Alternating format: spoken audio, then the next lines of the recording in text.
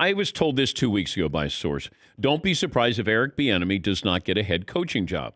Now there's two openings, Lewis. What am I missing here with Eric Bieniemy? And it looks like Leslie Frazier might be the leading candidate with Houston, and then we have Philadelphia. I think what you have is, look, human beings are making these decisions, and human beings engage in confirmation bias all the time. And right now, for some reason, and I don't really want to go down this rabbit hole to the point where, we make this into a racial discussion. But for some reason, all these things, all these different excuses keep coming up about Eric, whether it be he doesn't interview well or are there things in his past that cause you to press pause, in terms of his accountability and leadership and his dependability going forward, which are just BS. And Andy has talked about so many different times that it's just ridiculous to even bring up at this point. But I think that's what's happening. Then, of course, there's the whole he doesn't call plays. Well, you know what? I've talked to Andy enough times about this in Brett Veach to say that, look, the amount of responsibility that they put on him is the same, if not more, than the responsibility that Andy gave to both Doug and Matt Nagy. So I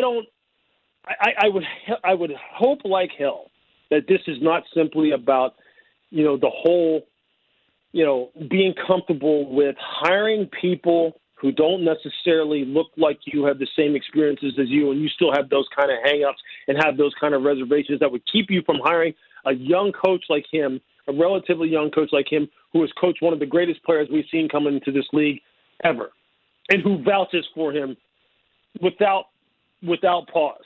I would hope that is not something that is deciding this man's future as far as being a head coach. But I'm not naive enough to think that it's not a factor because there's no other reason. There's no other reason at this point, Dan. There's just flat out no other reason. And that's awful. That's something I know the commissioner does not want to be the case. I've talked to the commissioner. I know how important that is to him. And for this to be something that, again, we're addressing another year, another hiring cycle, is just flat out embarrassing and ridiculous that we're having to even entertain these conversations. Why isn't Eric Bieniemy at the forefront of someone's hiring wish list? Why isn't he not at the top? I'd love to know what those reasons are, those objective reasons are. I would love to have sat in on an interview with him to where people come out of an interview and go, nah, he's not quite the guy. And that's not to take anything away from some of these other guys who are getting jobs, because I tell you this. I said back in September, the very first time I talked to Brandon Staley, this kid is fantastic. He's fantastic. Was blown away by him.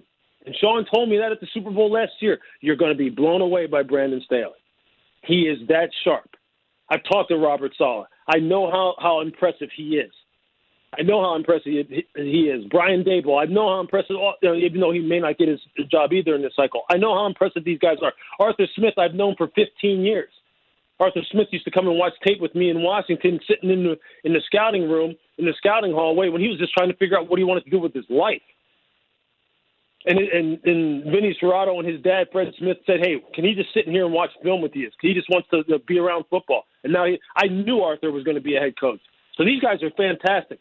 But for Eric right now to have the conversation swirling around him in the manner in which it is just criminal. It really is. It's sad because I've talked to him as well and probably talked to more people about him than I've talked to about any of these guys. And it's just so unfortunate, and it's so defeating, and it's so deflating.